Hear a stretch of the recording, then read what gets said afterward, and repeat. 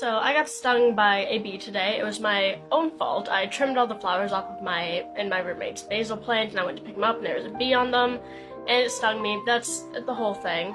But here's a kind of, I guess, life hack for if you do get stung by a bee or wasp. Obviously, this does not apply if you're allergic or anaphylactic, in which case you should seek medical care or like an EpiPen or something. But if it's just like you get stung and it's just an annoyance, or if your child gets stung and they're sad and upset because it hurts, this is kind of a hack-ish for that. So bee stings, in my case, which is what I got stung by, they are acidic. So that means the venom that makes up the bee sting, that's the stuff that does the hurting, that is acidic, meaning it has a pH of lower than 7. So, what you want to do if you get stung by a bee, you want to mix together baking soda, not powder, baking soda and water, a little bit of water, more baking soda. You want to make this kind of paste, and then you're going to put that on the bee sting and leave it for a while.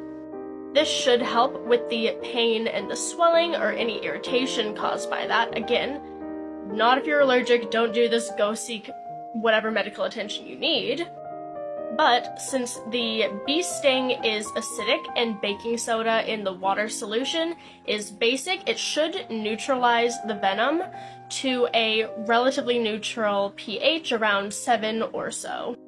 And with the bee sting venom being neutralized, it will help with any pain and swelling if you apply it kind of like right away. So what I did, I made sure the stinger was out, I went and rinsed it under cold water. I don't know if you're supposed to do that, but I did, and then I went and mixed up the baking soda and water, and that pretty much took right care of it. You can't even tell anymore.